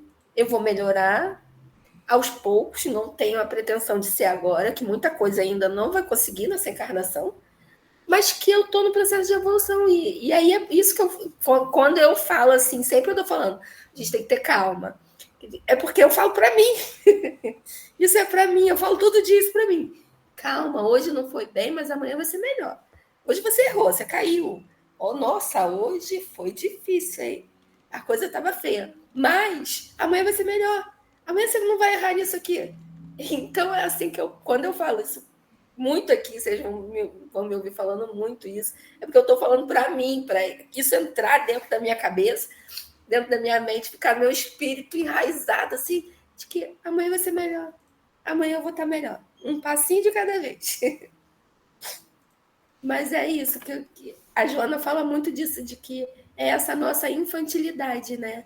Que faz com que a gente acabe tropeçando cada vez mais. Não, exatamente. Mas ela vai falar de uma maneira que a gente não tem muita consciência, que ela está falando de uma infantilidade espiritual. O livro inteiro é sobre isso, gente. Como existem mazelas ainda distorcidas na nossa consciência que a gente não percebe. Começa aí. Começa. Porque ela falou aqui, né? A gente tem primeiro que se perceber. Né? Que a gente tem que a única coisa que a gente tem que se descobrir, você tem que aprender a se descobrir, é se perceber, é isso que ela está falando. E eu estou percebendo que eu estou agindo com as pessoas esperando retorno. E se não tem retorno, eu fico chateado. Não, peraí, eu tô pensando, esse pensamento está errado.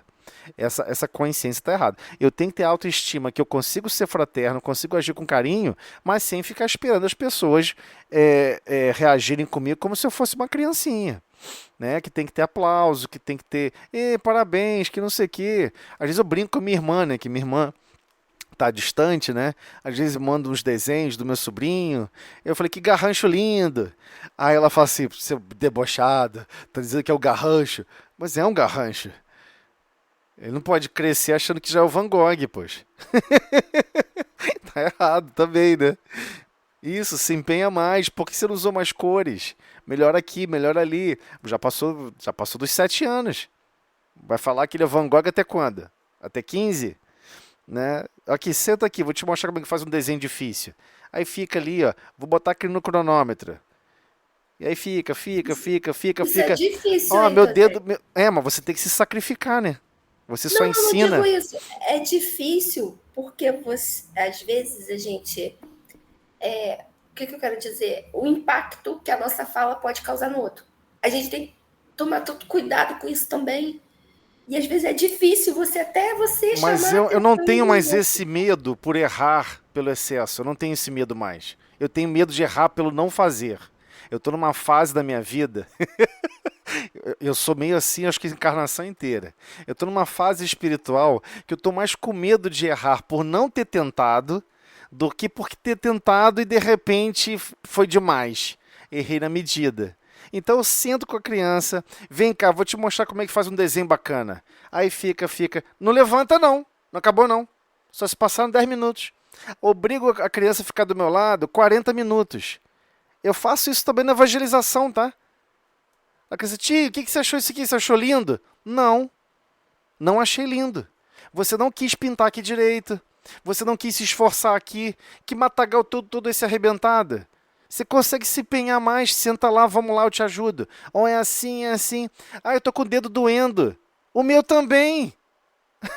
O meu também. Vamos, desestimula não. Ah, eu acho que pra mim tá bom aqui. Eu não quero pintar mais não, porque eu tô cansado. Tá cansado? Você tá no planeta errado, meu querido. Você veio para se cansar. Eu falava isso com as crianças do jardim. E o pessoal sempre me achava meio terrorista. Eu prefiro errar pelo excesso. Porque eu acho que eu já errei muito por não ter falado, por não ter agido, por não ter mergulhado junto. E eu não estou pedindo para a criança se sacrificar sozinho. Eu vou sentar e vamos sacrificar junto. Olha aqui, ó. Eu vou fazer doer meu dedo primeiro. Aqui, tá vendo meu dedo vermelho aqui, ó? Essa marca esquisita aqui do lápis. Dói pra caramba, cara. Mas eu vou fazer. Entendeu? Você tá entendendo? É muito difícil você plantar isso na consciência, especialmente de uma criança, entendeu? Mas é uma percepção minha e eu posso estar muito errado. Não erre com o erro que eu posso estar errando, tá? Mas eu tô falando para vocês o que eu faço, e eu faço até na evangelização. O que chega de criança lá desmotivada, que não quer fazer nada, isso aqui lá. Aí eu boto todo mundo de pé, polichinelo. E vamos dançar, e vamos fazer isso, vamos fazer aquilo. Ai, tia, tô com a dor na perna. Falei, meu querido, olha a minha idade, olha a sua. Eu não tô com dor nenhuma, eu não tô cansado. E eu comi o meu almoço tem 20 minutos. E eu tô aqui pulando, feito uma alucinada. Vambora, pula também. E a criança não quer fazer nada, entendeu? Não do meu lado. Do meu lado vai suar. Fala, Paloma. Seu microfone tá fechado, Paloma. Eu sempre esqueço do microfone. Agora foi. Então nós estamos errando juntinho. Porque eu sou nesse ritmo também. O meu marido fala para mim, sabe o quê? Graças a Deus que eu não nasci nessa encarnação, seu filho. Mas eu acho o contrário. É muito... Olha só. Porque assim, eu exijo do meu filho, entendeu? Não, tá feio isso aqui, vamos apagar, vamos fazer de novo. Mas, mãe, não, consertou a letra assim por cima, sabe? Que não quer puxar o T direito, não quer apagar, aí quer fazer um E do T. Não, pode parar. Vamos apagar, vamos fazer de novo. Então, mas assim, isso aí, com certeza você tem que solicitar em mais empenho, entendeu? Você é até bondosa, você vai lá e apaga a sua linha. Quantas vezes minhas filhas passaram sufoco comigo? Eu falei, eu não falei com você que era para melhorar a letra. Minha filha, você vai ter que treinar tudo de novo. Como assim, papai? Eu vou e arranco a folha. Eu também. Arranca a folha assim, escreva tudo de novo. Tá aqui do lado, só você copiar. Questão demais, eu não consegui chegar a isso ainda, não. Não, mas olha só. Eu tô no outro patamar. Eu acho que a gente tem também que ver quem são os espíritos que vêm conosco. Eu não penso assim. Eu não penso assim. Eu penso assim. Deus programou para essa criança encontrar comigo. Então Deus está esperando isso que eu consigo dar de mim mesmo, esse esforço, esse empenho, e jogar nessa outra consciência e dar uma chacoalhada. Deixa comigo, Senhor. Não vou te desapontá-lo, mestre. Tô junto. Mas sim, eu posso. Mas Vanessa tá certa. Eu posso estar pecando pelo excesso. Mas estou te falando, a minha consciência dói mais quando eu vejo que eu pequei pela ausência, entendeu? Não pelo excesso. Não, e essa frase que você disse, né? Eu prefiro pecar pelo excesso do que não ter, né, exigido, né? Eu também penso, e sempre foi minha frase, sabe? Eu sempre repeti isso. Eu prefiro me arrepender do que eu fiz do que eu não fiz, né? E assim eu também penso. Bom, então, mas olha só, não é que eu fico exigindo das pessoas e eu não me sacrifico. Eu pulo na frente e me sacrifico primeiro, tá? Eu tenho que fazer um trabalho de escultura. Aí eu fico o maior tempão fazendo trabalho de escultura com a minha filha. Nossa, papai, que lindo, que negócio, que maravilhoso. Aí eu pego e esmago. Esmago tudo na hora da mesa. Agora é a sua vez, vou ficar do seu lado agora olhando. Você ficou me olhando, agora eu vou ficar olhando o seu. Mas papai, esse você fez não era pra mim, não? Não. Eu tô te explicando como é que faz. Agora você vai fazer. Eu vou ficar do teu lado, vou te ajudar também. Seu dedo vai cansar, vai entrar massinha nas suas unhas. Vai dar ruim. Mas é uma coisa incrível, você vai conseguir. Como é que você estimula alguém a ela acreditar nela mesma, que ela tem a capacidade? Agora, então, com a internet, todo mundo só quer ver o que os outros fazem. Ué, mas olha que costura linda que foi feita. Olha aqui. Aí eu peguei um rolo de linha, tá aqui a agulha. Vamos costurar. Ah, mas eu não sei costurar. Aprende. Mete a mão. Vamos fazer. Ah, mas vai ter risco de me furar. Filha, não é que vai ter risco. Você vai se furar. Vai sangrar. Mas você vai continuar fazendo. Gente, a coisa mais... Compreendam isso. O vetor inicial 0, ele não é boa vontade, coragem. Não é boa vontade, coragem. A gente vai falar isso várias vezes. Como é que você cria em alguém coragem que sabe que a vida é eterna?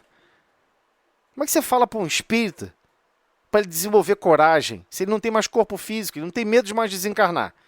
Porque tudo aqui na Terra, quando você fala coragem, está associado à morte do corpo físico. Ah, eu tenho coragem de correr risco. Ah, eu tenho coragem de não sei o quê. Tá, mas qual o conceito de coragem que não tem a ver com relação à morte do corpo físico? Me falem, por favor. É o se autodesafiar.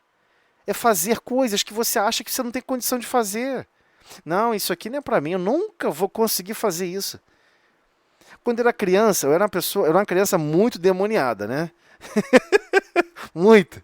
Tinha até uma vizinha, né? Minha mãe nem sabe disso, mas a gente estava soltando cafifa na casa de um... Cafifa é pipa, né? O pessoal chama de pipa no Rio, em Niterói São Gonçalo chama de cafifa. Eu estava soltando cafifa lá na laje da casa dele, e aí chegou mais outro coleguinha, estava lá soltando pipa e tal, aí ele falou assim, pô, duvido alguém pular lá embaixo, naquele monte de areia.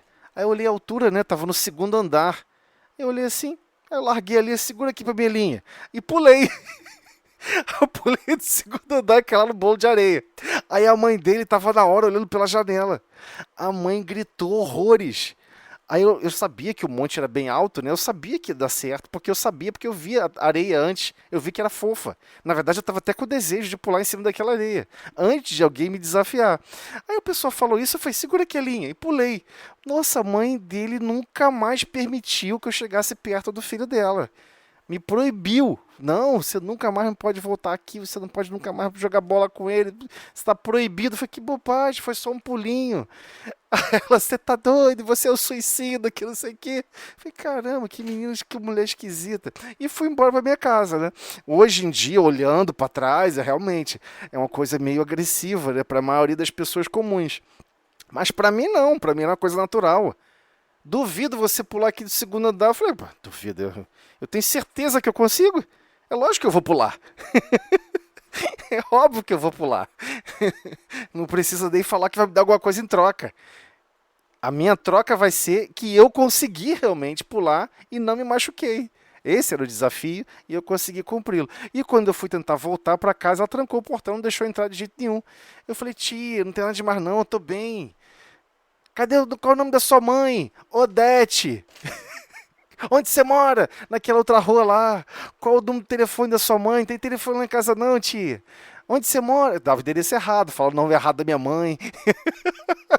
Senão é lógico que ela ia lá botar minha mãe contra mim, né? Mas enfim. Foi facinho. Não, Nossa, eu era uma criança muito difícil. Não, mas eu sei que eu era uma criança muito difícil. Mas assim, cada um tá num estágio que busca se desafiar com coisas diferentes. Mas tirando a morte do corpo físico, que todo mundo está com grande preocupação, mas todo mundo vai ter que entregar esse uniforme de trabalho, o que é coragem? Você já para pensar nisso? Todo mundo aprendeu no espiritismo que você é um espírito imortal. Né? Eterno é só o Pai, mas você é um espírito imortal.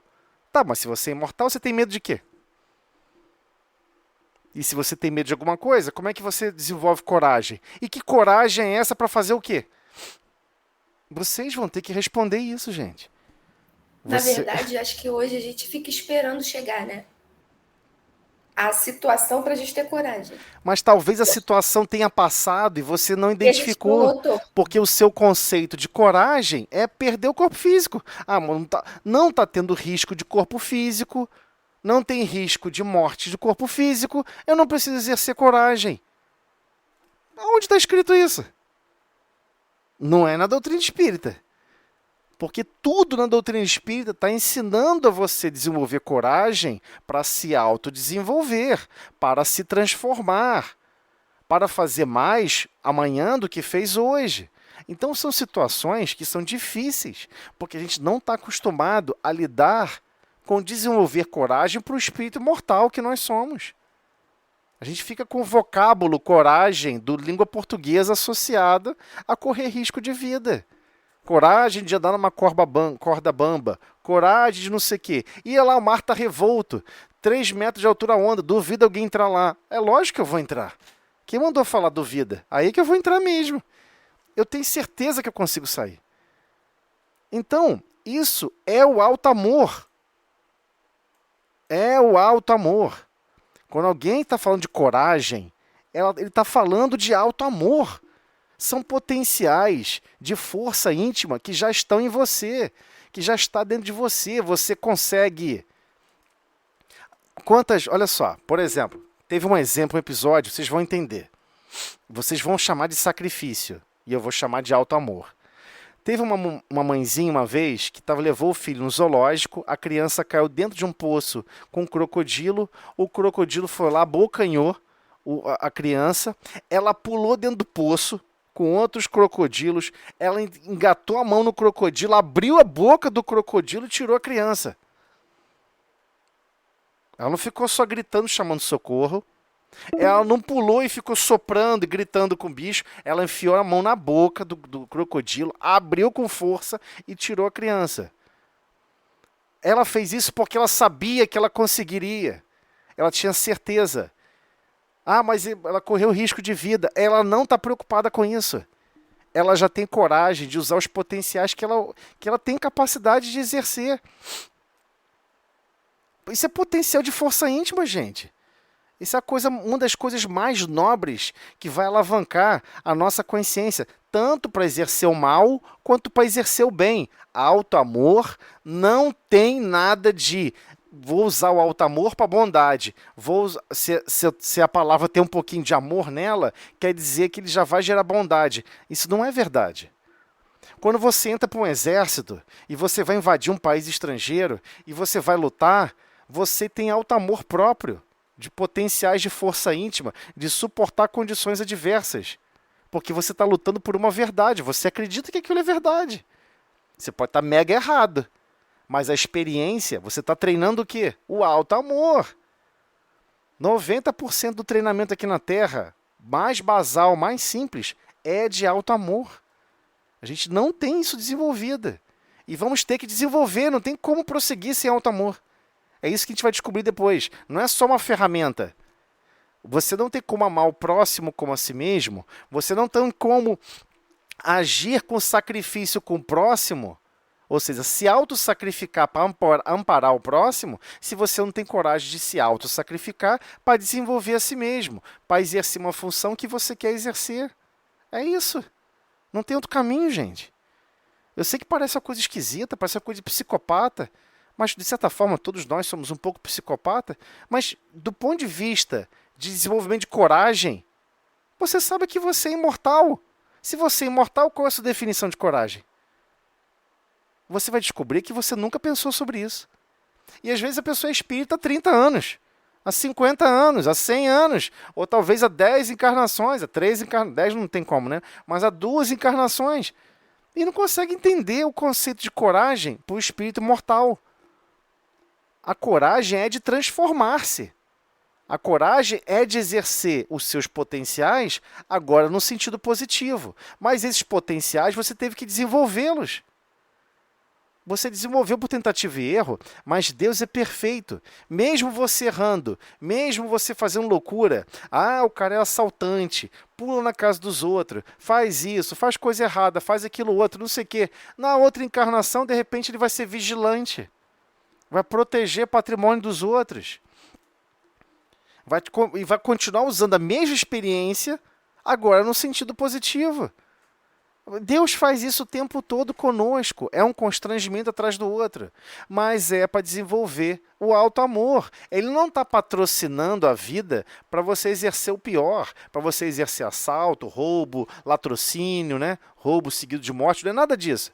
Ele está sempre patrocinando para você exercer o amor e a verdade que já habita, os fragmentos que já habitam no seu coração. Mas se você está usando para o caminho errado, não tem problema. Essa experiência, ele sabe que é só pegar depois e mudar o vetor. Ele vai pegar esse vetor e vai direcionar para a direção certa. É isso. Mas tem que desenvolver o alto amor, não tem jeito. Da mesma maneira, a autoestima. Se você já tem autoestima, você não precisa de elogio. Você quer ter certeza de servir sem aguardar elogio. Isso é um momento complexo de desenvolver a nossa consciência. A gente quer reconhecimento. Ah, minha filha ou meu filho não me reconhece, não me respeita porque não me valoriza como eu queria que me valorizasse. Ué, então você só foi uma boa mãe, um bom pai, para no final receber reconhecimento? Você está na empreitada errada. Não pode ser a empreitada de seguir ordens de Deus. Não faz sentido. Você está ali exercendo uma função, não só por aquele coração, mas igualmente exercendo uma função para Deus, né? Como a gente leu lá sobre aquela segunda etapa da consciência em exercer as funções do Pai, das ordenações do Pai. Ele já coloca você em condições de constrangimento agora, mesmo você não sendo perfeito. Você já está colaborando na obra do Pai, você já está dentro da vinha, exercendo as funções na vinha. Ainda está meio que chutando a canela de todo mundo, mais atrapalhando do que ajudando. Mas você já está dentro da vinha. Não tem escapatória, né? Então não dá para avançar para a oração, porque o tempo passou rápido. Desculpa, gente. Eu sei que está sendo um pouco chato, né? A gente está falando para danar, sem parar. Mas esses conceitos vão ser importantíssimos para a gente começar a ganhar uma velocidade um pouquinho melhor mais lá para frente, tá bom? A gente está quase saindo da introdução. Estamos na introdução ainda. Então, semana que vem, vamos para a oração. Entender um pouco mais do que ele está falando sobre esse entendimento da existência. Esse entendimento da vida real. Qual é a verdadeira vida que você está animando? Agora. Não é quando desencarnar, não. Agora.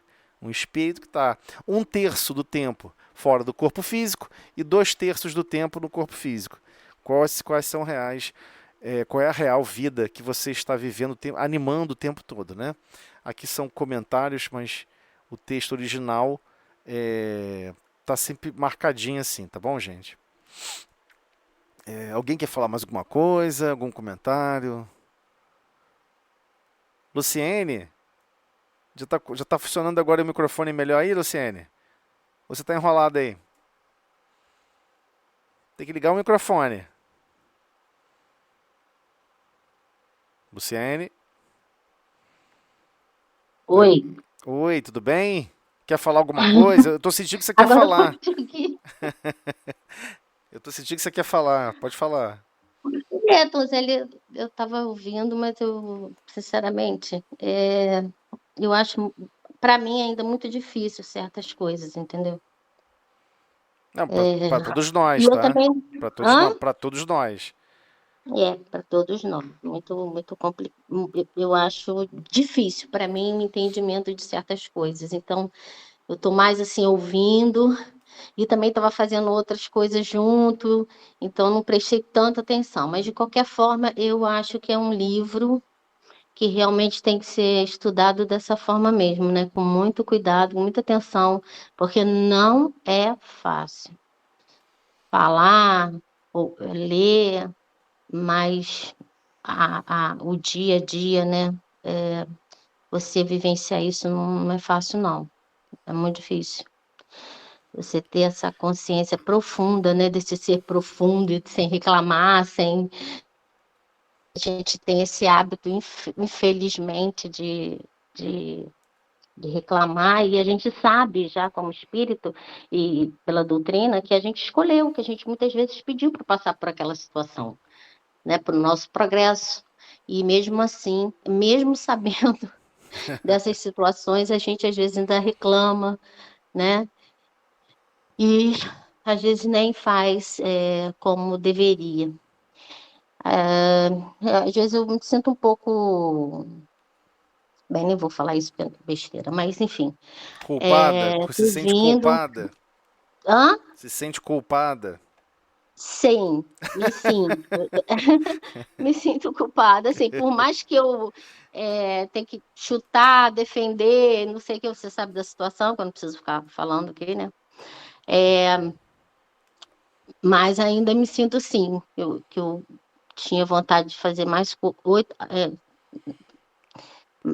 como eu vou me explicar aqui para não ser orgulhosa nem vaidosa. Pular na Tinha vontade de frente, praticar. pular na frente, usar o seu alto amor, fazer pela pessoa e na verdade só tem que incentivar a pessoa para que ela faça. Essa parte às vezes também é dolorida pra gente, né? Exercer, né? Também.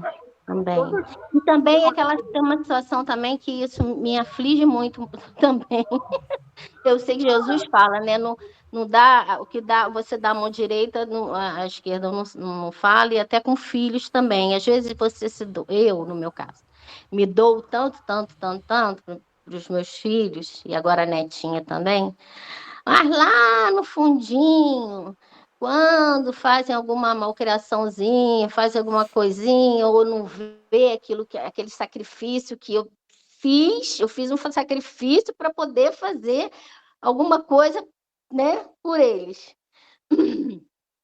Aí aquilo dá uma mágoazinha lá dentro. Mas hoje eu já consigo não Natural. falar. Natural. Antigamente eu. Agora não. Eu vejo, mas não falo. Mas sinto. A gente desanima de vez em quando. A luta é grande, é muito grande. E magoa mais quando são os nossos que a gente mais ama. Mas tem que pensar que o ontem foi pior. O hoje já está melhor que ontem. E o amanhã vai ser melhor ainda.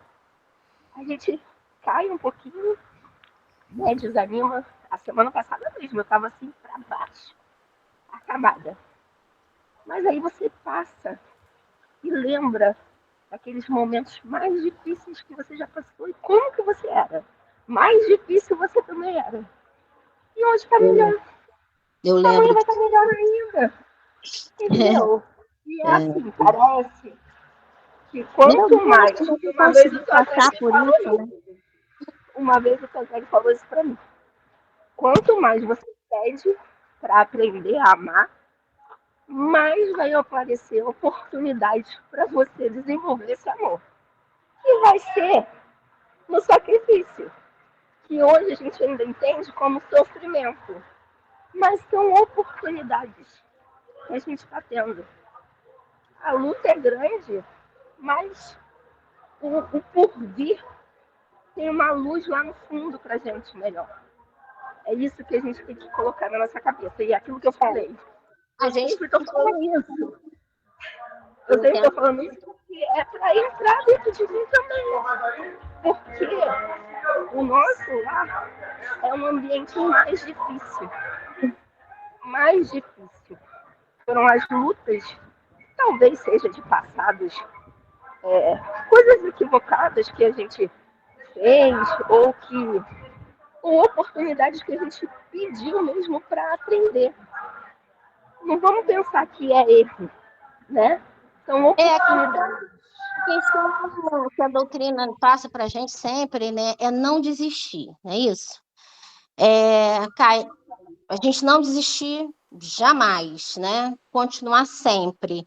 Errou, tropeçou, hoje, sim, vou tentar não fazer melhor depois. E não desistir, e continuar, e insistir, e insistir. Por quê? É igual aluno, né? Nós somos alunos, né? Somos alunos de uma classe. E se o professor ele não insistir várias vezes, alguns alunos você percebe nitidamente que pega o exercício rapidamente, né? Pega a história, pega rapidamente. Uns pegam mais rápido, outros são mais atrasados. E requer daquele professor mais atenção, mais para aquele aluno que tem mais dificuldades, né? Então, eu me vejo assim, um aluno que tem muitas dificuldades, mas que eu não vou desistir. Eu vou continuar, mesmo mesmo com as dificuldades que eu ainda tenho, com todas essas mazelas que a gente traz, mas eu vou continuar, eu vou insistir, entendeu? Eu vou insistir, eu não vou parar. E é isso que, por mais que eu ainda, que eu sei, a pessoa que é até o que o Tom Zé estava falando logo no início, né? Primeiro a gente tem que se conhecer, né? Conhecer as nossas fragilidades, conhecer aquele pontozinho, falei, eu não vou fazer isso, porque se eu fizer isso, não vai dar certo. Então, a gente precisa se conhecer, né? Para reconhecer que aquilo ali, não, isso não é mais para mim, isso vai me fazer mal, então eu não vou fazer mais isso, porque isso aqui não é mais para mim. É reconhecer isso no dia a dia, né? E não desistir, não desistir. Por mais que erremos, por mais que ainda sejamos orgulhosos, vaidosos em muitas circunstâncias, mas não desistir, né? Continuar aí amando os nossos amores, tentando não amar sem desejar que ser amado, porque não é fácil. A gente fala muito isso, mas não é fácil, porque lá dentro do coraçãozinho, a gente fica aqui esperando mesmo aquela coisinha de povo, de reconhecimento, principalmente com o filho. Mas é isso, vamos continuar, não é não, Vanessa?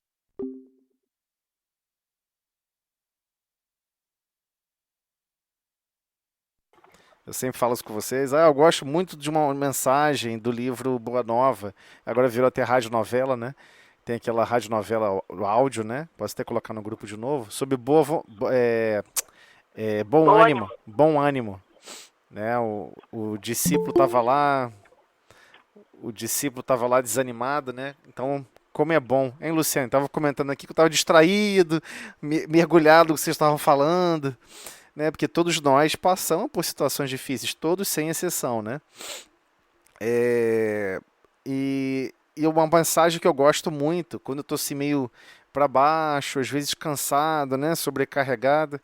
E eu gosto muito de ouvir aquela mensagem da conversação de Jesus com Bartolomeu, né? Sobre o bom ânimo. Que é fantástica essa. Eu vou colocar o áudio de novo lá no grupo e vocês podem se deliciar novamente. Mas já está lá como podcast, né? E, gente, nós já estouramos todos os horários que tinha para estourar. E olha que hoje eu falei que a gente ia terminar cedo. Tem aquele livro também que você colocou no grupo. Se eu não me engano, é o 42 ao 45 ou 48, que fala sobre o sofrimento. Que a gente conversou uma vez sobre isso.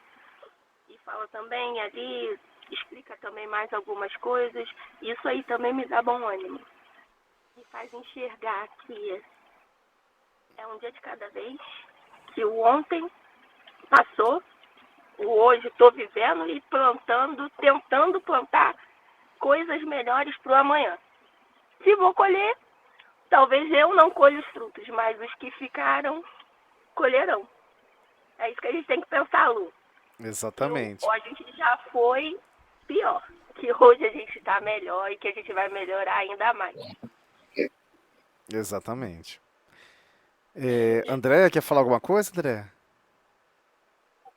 Andréia? Não. Quer que saber o microfone? Se quiser falar, pode falar. Então tá bom. Então vamos para a prece. Sim, pode falar. Rapidinho. Você se incomoda de mandar aquele... Já enviei. Obrigada. Nada. Sem querer, eu cancelei o negócio. Tô doida para assistir. A capinha do filme, né? Qual é o nome do filme? Mandei de novo lá. Assista que são 2 filmes fantásticos. Mandei os 2 novamente. Quero muito ver. Mandei lá no grupo. Assiste sim, muito bom. Nada. Bem, Já avançamos o tempo demais, então vamos fazer a prece de encerramento. Eu vou fazer para adiantar e aí encerramos. Então vamos lá. Senhor Jesus, Mestre de infinita misericórdia, agradecemos, Senhor, a sua persistência em nos apoiar, em nos socorrer, em nos estimular nessa marcha de desenvolvimento tão complexa. Agradecemos, Senhor, que consiga sempre puxar lá de dentro do nosso mundo íntimo a centelha divina que a tudo modifica, que sabe se esforçar para empurrar debaixo da terra, virar um caule, para começar a perseguir a luz divina para o nosso próprio crescimento, para o nosso próprio aprimoramento. Obrigado, Mestre, pelos seus pensamentos, estímulos, zelo e carinho em relação a todos os projetos reencarnatórios, os quais sempre zela pela lei de progresso moral, que a todos nós estamos ainda tão atrasados e complexados ainda em conseguir cumprir as metas que somente nós mesmos podemos avançar. Obrigado, Senhor, pelo estímulo, pela ajuda, pelo amparo em todos os momentos e em todas as situações, desde observar o nascer do sol até as transformações químicas mais complexas ou até mesmo as mais simples que engrandecem a vida aqui na Terra. Obrigado por tudo, Senhor. E pedimos igualmente por todos os lares aqui representados, que todos possam ser ajudados e amparados em desenvolver a boa vontade e a coragem para marcharmos e caminharmos todos juntos para a direção da luz do Pai, hoje e sempre. Que assim seja e graças a Deus. Graças a Deus. Isso aí, gente.